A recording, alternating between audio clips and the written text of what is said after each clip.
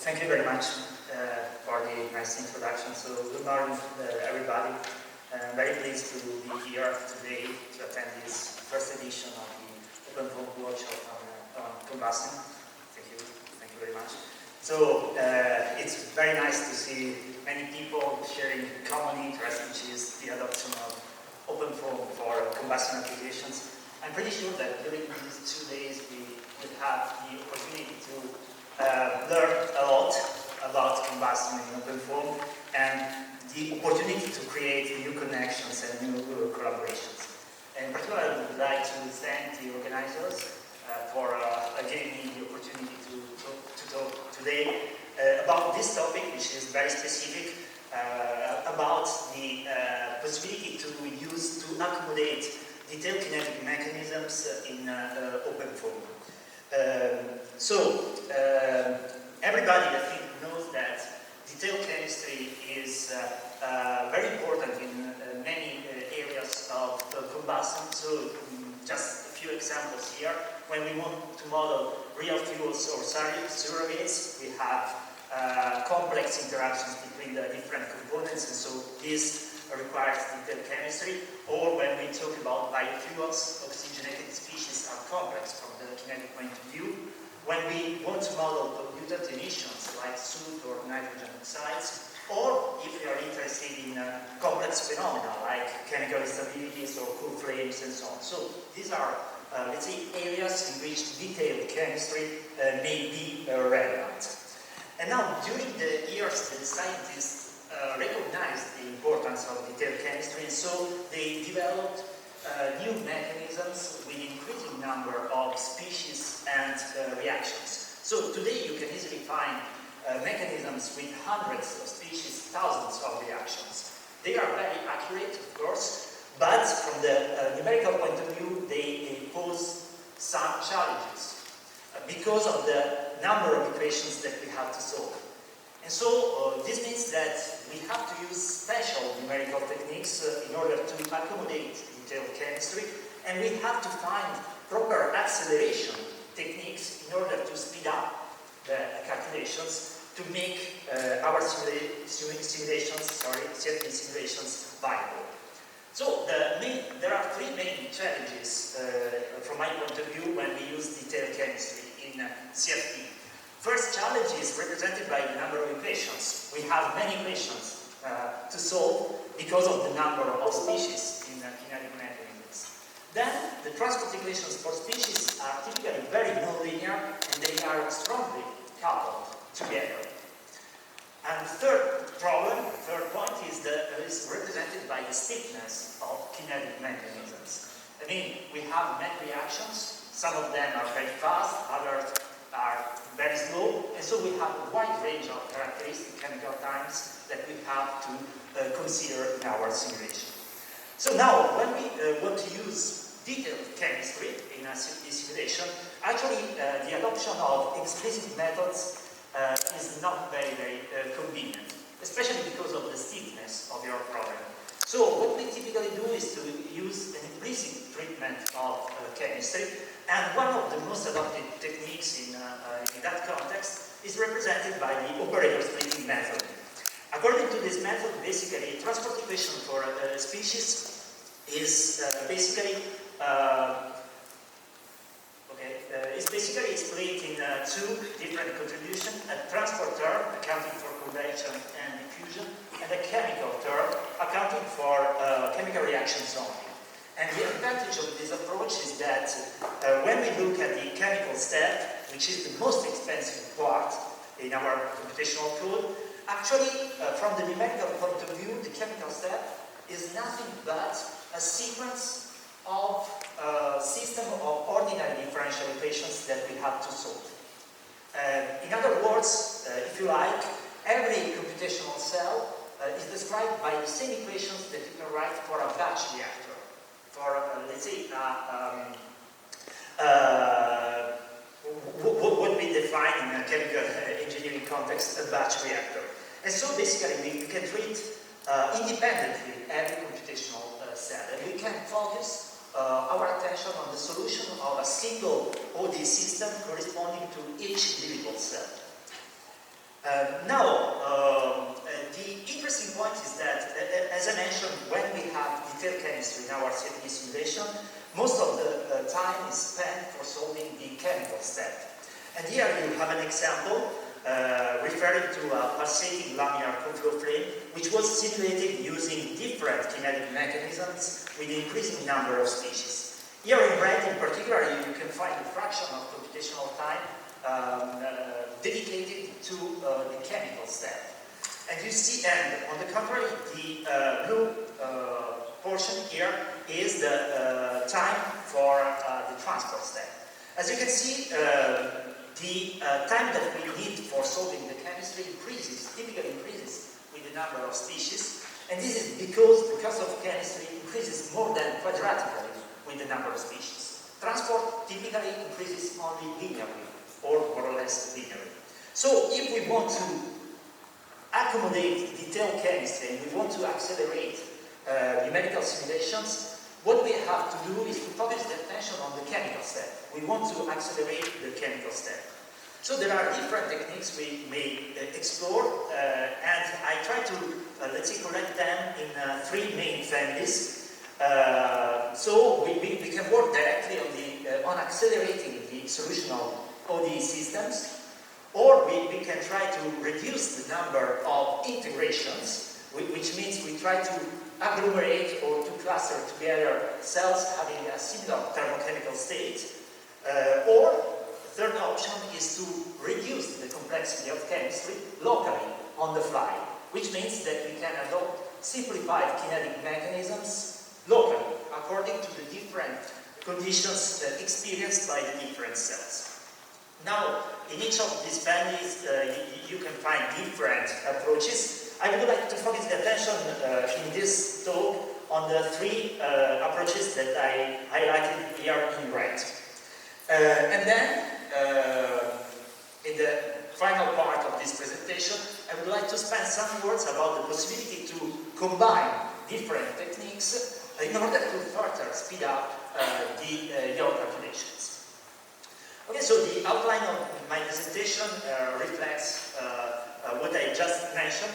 So I will propose to you 4 different sections. And starting with the first point here, which is the possibility to accelerate the ODE solutions, just using something which is not a real numerical technique, but a sort of recommendation, which is, in my opinion, often underestimated by people doing combustion with detailed chemistry, which is the optimal choice of your ODE solver that you use for doing your calculations. So the point is that actually when you solve the chemistry, you need a proper ODE solver for ordinary differential equations, but you may consider many different options. There are many different techniques that you can use for solving ODEs. And so here, what we tried to do in OpenFOAM was to explore the possibility to use external libraries for integrating the ODE systems. And so here you have a list of possible libraries that you can easily find on the web that we consider for a benchmark problem, which is again a pulsating laminar flow frame. And here you have a summary of the results in terms of computational cost that we measured for the different solvers that we explored for 3 different kinetic mechanisms which have different features. So, for example, when we used a relatively small kinetic mechanism with 20 species only, what we found was that the best performances were obtained using this DLSOD solver, which is actually a solver for stiff or non-stiff problems, automatically switching from stiff to non-stiff problems. And so, in this case, the best performances are because the stiffness of this specific kinetic mechanism is very low. But if you change the kinetic mechanism, for example, if you increase the number of species and the number of reactions here, for example, or here, okay, the picture completely changes. The same algorithm which worked very well here for small mechanism now is not able to give you an answer because of the stiffness of the mechanism. And so you have best performances with a different kinetic mechanism. So in my opinion, when you want to use detailed chemistry in a safety simulation, it's always a good idea to have a look at different ODE solvers in order to choose the most appropriate one. The choice is not easy. I mean, you have to try different solvers because the best choice depends on several factors: the number of species, the ratio between species and reactions, the inclusion in your kinetic mechanism of lumped species, and so on. But I think this is something important. Another important point, in my opinion, is to exploit in your ODE solvers the possible sparsity of kinetic mechanisms. As you know, when you write a chemical reaction, there is only a limited number of species involved in each single reaction. 3, 4, 5 species, not more. And so the direct interactions between the different species are very limited. And in particular, you can, if you take a kinetic mechanism, you can always, let's say, produce this sparsity matrix, which identifies the connections between the different species. And here, in particular, this is a matrix having a number of columns and rows equal to the number of species in your kinetic mechanism, and you have a dot here, a blue dot, for every direct interaction. So, in this specific example here, you can see that the number of interactions, I mean the number of non-zero elements in this matrix is very, very small, just 0.5% of the total number of elements of the matrix. So it is very important, if you are using a kinetic mechanism like that, to use a sparse linear solver inside your ODE solver to exploit this sparsity, to save memory and especially to save computational time. And so we also explored different solvers, linear sparse solvers for ODE solvers. We focused attention on both direct and iterative solvers, and also in this case, I mean, the best algorithm that you can use depends on the specific features of your kinetic mechanism. There is no best solver in absolute terms, but we can just identify the most suitable technique, algorithm for each specific kinetic mechanism. There is, however, something which is interesting. I mean, typically the performances, the speed up factor that you can have with respect to a dense solver increases with increasing sparsity level of your kinetic mechanism. Okay, so the larger the sparsity of a kinetic mechanism, the larger the speed up factor that you can reach if you use a proper sparse linear solver. So again, the message is, when you have a sufficiently high level of sparsity in your kinetic mechanism, it is important to explore the possibility, at least the possibility, to use a sparse linear solver. You can have a significant speed up factor, basically for free, because you have just to switch from one solver to another one. Okay, so this is very easy to accommodate. This kind of operation is very easy to accommodate in an existing code, and for example in OpenFOAM. Let me skip this slide. Okay, so now second point. I mean, second possibility to accelerate your safety simulation is to consider a reduction of the number of ODE integrations that you are going to perform by using a technique which is well known, which is the concept of cell agglomeration. But here in this talk, I would like to focus the attention on, let's say, on a specific implementation of this algorithm, which is in combination with principal component analysis. So a technique that we call PCA squared. So cell agglomeration, dynamic cell agglomeration is a simple concept.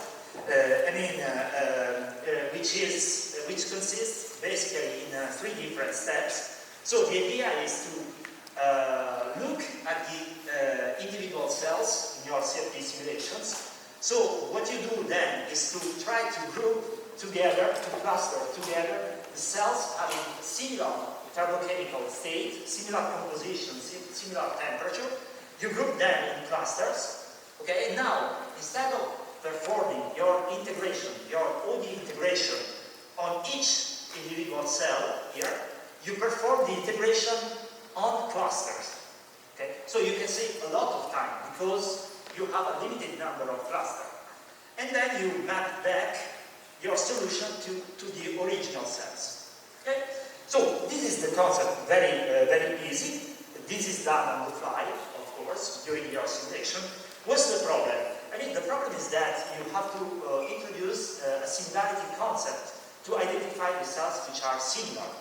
And typically, in order to do this, you select a limited number of features, which means a limited number of mass fractions for key species. So you look at temperature and mass fractions of these species in order to identify the cells which are similar. But I mean, this is in some way something arbitrary. Not always it is clear or easy to select the optimal pool of species to be used in the similarity criteria. And so the idea that we explored was to use principal component analysis as a way to better rationalize this choice, to make this choice less arbitrary.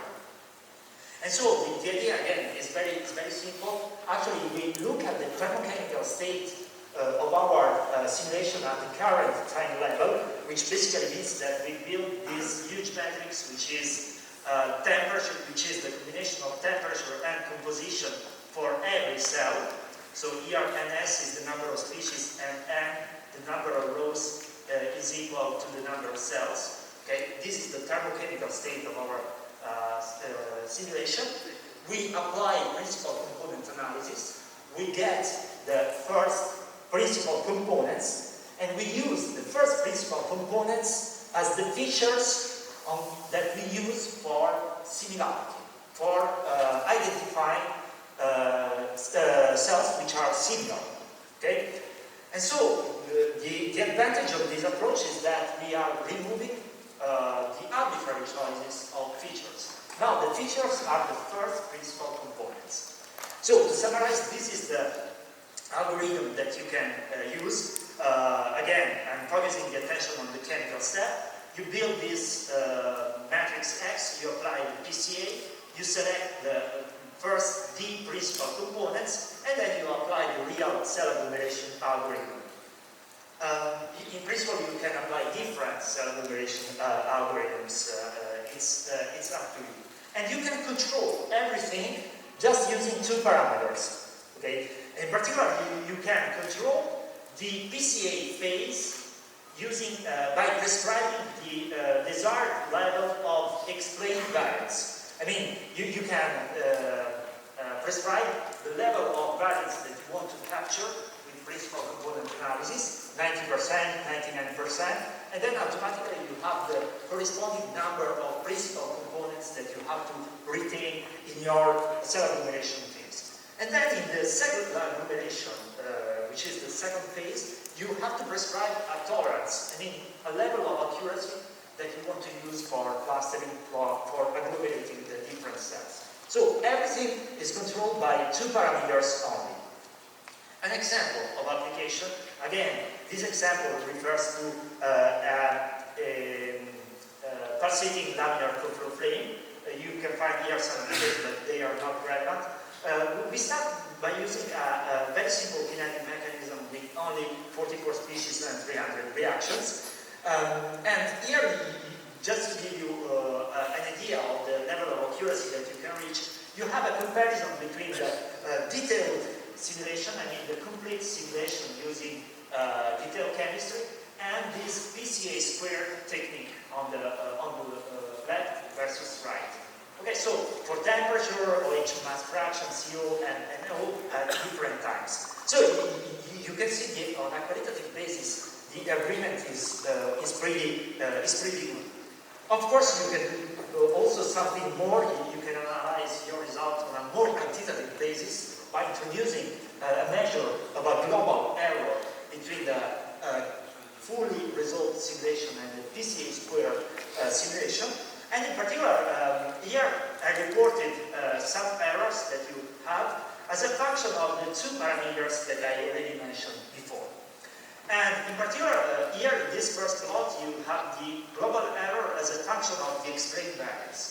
So by fixing the tolerance for the cell agglomeration phase. So you can see that if you increase the level of desired variance that you want to capture, the error decreases. And this is what you expect from the theoretical point of view. And the same occurs if you do the opposite. I mean, if you fix the level of variance that you want to capture and you decrease the tolerance in the cell agglomeration phase. Okay? If you decrease the tolerance, it means that you are requiring a more accurate solution, and so the error decreases. Okay? More or less in a monotonical way. And so this is good, of course, because you have a simple way, to control the level of accuracy of your simulation. But of course, what we are really interested in is in the computational gain that you can have using this technique. And so we can have a look at the speed up factor that we can reach using this technique. You can focus the attention on the blue line. Of course, this speed up factor is a function of the parameters that you choose. Okay, and so there is always a compromise between accuracy and speed up that you can reach.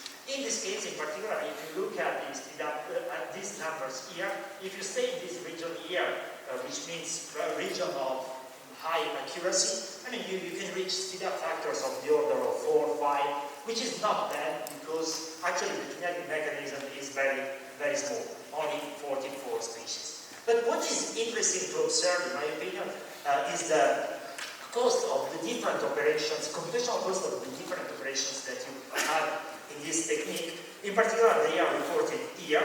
And let me first of all mention that the clustering operation itself has a computational cost which is basically zero if compared to the other operations. So it's super fast. Then you have the cost for performing PCA, which is not negligible, but it's typically smaller, of course, of the cost of chemistry. The cost of transport is constant, is independent of the tolerance, because in this technique we don't touch the transport step. And of course, the cost of chemistry decreases if we increase the tolerance, but this means that we are also decreasing the accuracy. So again, a compromise is important to consider. If you consider a larger kinetic mechanism for the same problem, of course, the trends are very similar, but the numbers are much better. I mean, you can reach higher speed up factors, of course. This is quite obvious. Now, third section is about the possibility to accelerate, to speed up your simulations by reducing the complexity of chemistry, by reducing the kinetic mechanisms. And in particular, what we did was to try to combine the concept of adaptive reduced chemistry, which is a very well-known concept, with the idea of let's say, cluster everything from the kinetic point of view in a pre-processing step. And this is a technique that we call Spark. And so, let me just briefly introduce the concept. So, in a classical adaptive reduced chemistry, what you do is to look on the fly at the composition of every cell, and you reduce, again, on the fly, the kinetic mechanism in order to, as a function of the specific conditions that you have in each specific cell. This is a very powerful technique, very smart technique, but there is an additional cost that you have to consider, which is the cost for using on the fly the kinetic mechanism. And if you consider large mechanisms, this cost can be very, very large. So our idea was to, on the contrary, to do the chemical reductions in a pre-processing phase before doing the CFD simulation, which means that you build a library of reduced kinetic mechanisms, And then during the CFD simulation, you just identify the best, the most appropriate reduced kinetic mechanism from the library. And so you don't have the additional cost of reduction on the fly. So let me better explain this kind of approach. We have basically two different phases, a training phase and a simulation phase. So the training phase is a pre-processing phase. You start with generating a data set, a proper data set, using simplified combustion systems like 0D reactors or one-dimensional frames, something which is computationally not very expensive. So you have this training data set, then you analyze this training data set and you cluster the data, okay, according to some similarity criterion based on thermophysical properties, which means basically that you cluster together observations which are close from the thermochemical point of view, and so close from the chemical point of view at the end. And for each cluster that you were able to identify, you produce a reduced kinetic mechanism, which is the third phase here. Okay? So at the end of this third step here, you have a library of reduced kinetic mechanisms. And then you go to the real CFD simulation. Okay? And during the CFD simulation, at each time level, for each cell, you identify the best, the most appropriate reduced mechanism from the library that you produced during the third step. Yeah, that's okay. Of course, there are some points that we have to consider. First of all, the first point, in order to properly apply this technique, the first point is that the choice of the training data set is very, very important. I mean, you have to produce a proper training data set, otherwise, I mean, everything will be wrong. Okay, so this is a very important point. The clustering phase can be carried out using different algorithms. You can look at supervised or unsupervised algorithms. The reduction step now can be carried out using multiple techniques. You don't have to worry about the computational time because of this reduction phase, because everything is done in a pre-processing step, so you can use very advanced techniques. And for the CFD simulation, the most important point is to adopt a proper, let's say, on-the-fly classification algorithm, which means a proper algorithm to identify without computational overhead the best kinetic mechanism. Okay, so this is a very, very important point. Let me give you, of course, the on-the-fly classification algorithm that you use in the CFD simulation is strictly connected with the technique that you use for clustering, which is the step number 2. Let me give you an example in order to better clarify these points. So again, the example is a laminar flame, in this case fed with ethane, ethane, and nitrogen. Here you have the details, but what is important from my point of view is that we use detailed kinetic mechanism with 170 reactions, more or less, species, more or less, and 6,000 reactions. So this is a very detailed kinetic mechanism, of course. So the first operation we did was to produce our training data set, and since this is a diffusion plane, the most natural choice was to consider counterflow diffusion planes as a one-dimensional system to produce the training data set. So basically we simulated about 100 counterflow diffusion planes with different strain rates moving from thermodynamic equilibrium, okay, to extinction. And so we produced this nice training data set, and then what we did was to apply a proper classification or clustering algorithm, which was the step number 2. In particular, in this specific example, we adopted local PCA, local principal component analysis, as a clustering algorithm, which is very effective when you have a space, thermochemical space with many dimensions. But in principle, you can also use different clustering techniques, of course. Then we reduced the kinetic mechanism using DRG-EP. And in this example, what we did was to adopt as a classification algorithm an artificial neural network, which was trained of course, in the pre-processing phase, okay, on the basis of the PCA classification that we did. Okay, so we train this artificial neural network, and then during the CFD simulation, we use the artificial neural network as a classification model, okay, to identify the best kinetic mechanism on the fly. So, just to give you an idea about the quality of the results that you can reach, this is a comparison between the fully resolved simulation here on the left versus the, let's say, Spark simulation, okay, for selected species, here collagen, radical, or benzene. Okay, so again, you can see the differences are very, very small.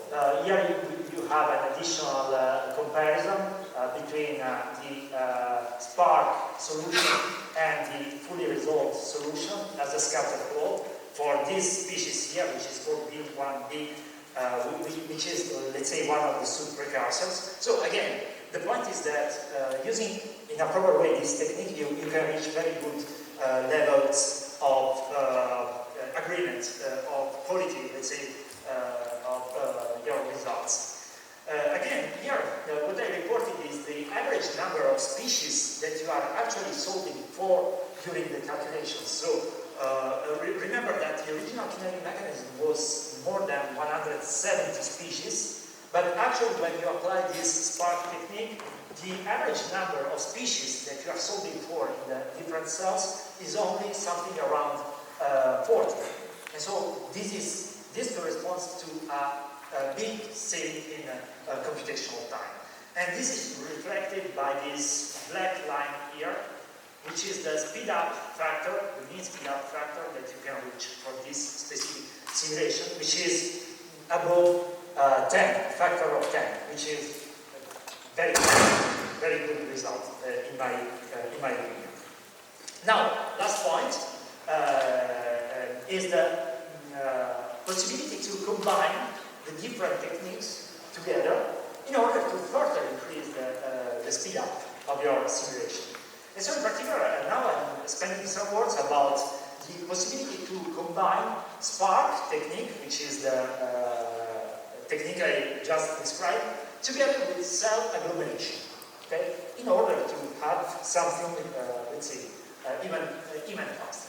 So, in particular, this technique is called tabulation-based Spark CA. The overall methodology is very simple to describe. I mean, again, we have two phases. First phase is a pre-processing phase, which is basically Spark, nothing but Spark, or a modified version of Spark. So we start with a dataset generation. In addition, we have this step here, which means that we remap in a proper way the training dataset in order to, let's say, make the partitioning or the clustering phase more effective. So we have, again, the partitioning or the clustering phase, and then we have the production of a library of reduced kinetic mechanisms, similarly to what I described before in Spark. And then in the CFD simulation, actually, what we do is to apply cell agglomeration.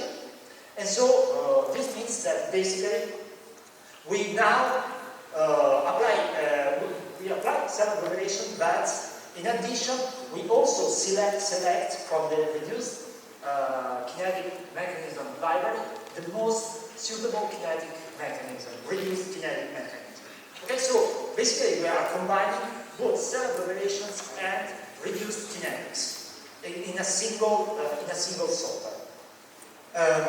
Now, the difference with respect to what I presented before about Spark is that in this specific case, since we are interested in diffusion flames, what we did was to generate the training dataset using flamelets, steady and unsteady flamelets, which is again a natural choice, and we re-parameterized the thermochemical space using two new variables, which are the mixture fraction and a progress variable, which are very common in case of diffusion frames. And so everything was now described, the thermochemical state was described in this two-dimensional space. Okay, so of course this can be used if you have a diffusion plane and if your system satisfies some additional conditions. But I mean, this is a very nice way to proceed. Oh, sorry.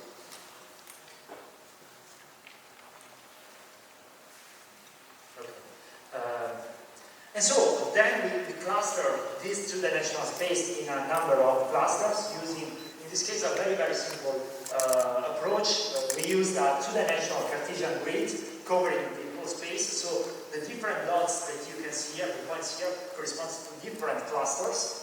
Okay, so for each cluster we produced a reduced kinetic mechanism.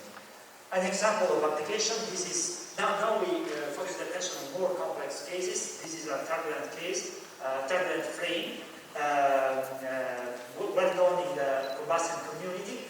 And in particular, this is a temporarily evolving jet frame described using a detailed kinetic mechanism with 60 species, more or less, 8 million of cells. So this is a big problem if you consider that we are using detailed kinetic mechanism. So again, here you have a qualitative comparison between the Fourier result simulation results here and the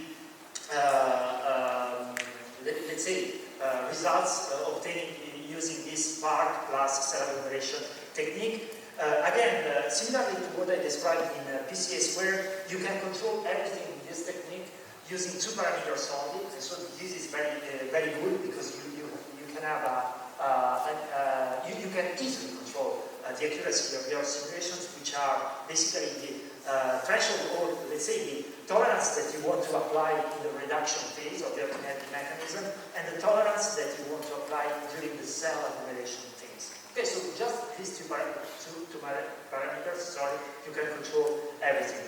Now, on a qualitative basis, the agreement is pretty good.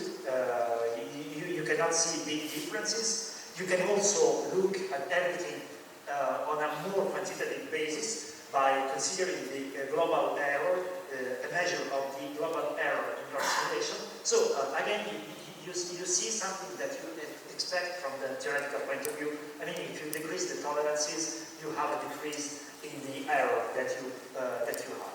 Again, the speed up factor also in this case is not bad. You can reach, according to the level of tolerance you want to apply, you can reach speed up factors of the order of 4, 5, which is not bad. Okay, additional example, just a couple of slides. Okay, an additional example is again a turbulent case. This is a two-dimensional case. Here the purpose was to test the ability of this technique to model soot formation using a very detailed kinetic mechanism with more than 200 species, more than 10,000 reactions. Okay, so we were interested in this case in capturing not only the main species, temperature main species, mixture fraction, if you like, but also the particle size distribution of soot. Okay, which is a very challenging, in my opinion, very challenging objective. So this is to give you an idea about the evolution of the system at different time levels. We have mixture fraction, increase rate, soot precursors, soot volume fraction. But the interesting point, the point I would like to focus attention on, is about the possibility to describe the particle size distribution functions. So in particular, the 3 lines that you see here are the soot distribution functions at 3 different times. Okay, 10 milliseconds, 20 milliseconds, 30 milliseconds. So first of all, you can observe that the particle size distribution evolves in time because you have more time for producing larger aggregates. And here you have some of the results of the application, from the application of this technique here. In particular, here you can see that the technique we are proposing is able to capture the particle size distribution function of soot. Okay, in particular, blue is the Fourier result simulation, and orange and yellow are the results of simplified simulations. So you can also capture the particle size distribution function. These are preliminary results. We are still working on this technique, but in my opinion, the results are very promising. So, just to summarize, I tried to give you an idea about different possibilities that you have to accelerate safety simulations when you want to use directly, when you want to directly incorporate in your simulation detailed chemistry.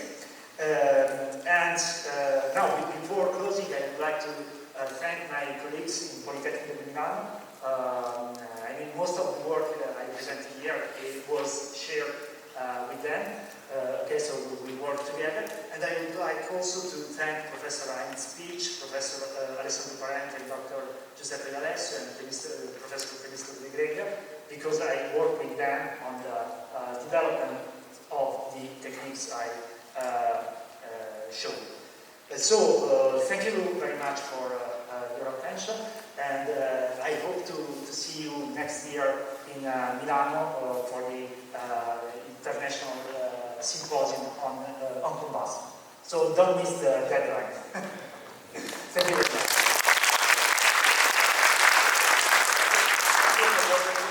Very nice talk. We'll have a few minutes for more good questions.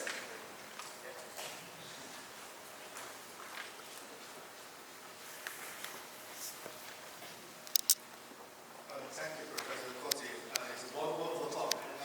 And I think it's a very interesting topic, whether we should use detailed chemistry in numerical simulation. So my question is, can you recommend several cases you think would be the milestone for people to use detailed chemistry? So without detailed chemistry, we cannot see the correct results. And with detailed chemistry, we do and reproduce like from experiments or from outside of numerical simulations. So they recommend some cases like this. Because nowadays it seems like it's very hard to find a case people have common interest, like from industry, from experimentalists, and from numerical simulation, from method, or from other sites. All kinds of sites people are interested. And also in this case, it is a must, like we need to use detailed chemistry. Can you recommend some kind of cases? Okay, so I think that there are different areas in which detailed chemistry can make the difference. I mean, first of all, when you talk about pollutant emissions, I mean, if you are able to incorporate detailed chemistry in your simulations, you can reach better predictions, typically. I mean, especially what is interesting is that you can have a predictive tool that you don't have to tune on the basis of the specific conditions that you are looking at. I'm referring especially to NOx predictions, of course, and soot predictions. Okay? If you have a detailed kinetic mechanism, I mean, this mechanism is typically very predictive. Okay? But you may also consider, let's say, the application of detailed chemistry when you have to deal with new fuels, okay, which have not been so explored. And so I'm referring to biofuels, oxygenated species. So in those cases, I mean, the chemistry is very complex. I mean, you have interactions with conventional fuels, and so also in that case, it's very important, in my opinion, to at least to explore the possibility to use detailed chemistry in order to have more reliable, more predictive results. Then I also have to say that many different fields, in many applications, you don't need detailed chemistry at all. You can get very good results even using simplified mechanisms, very simplified mechanisms or global approaches. But again, as I mentioned, another interesting topic is about cool frames. Cool frames can be captured only if you have detailed chemistry in your system. So there are many areas in which detailed chemistry can be relevant. Thanks for your response, and also I think we share very similar research interests, and I was doing cool frame for several years, so you're welcome to my talk after the talk. We're going to do another one. Sure. Okay, thank you. Future time limit.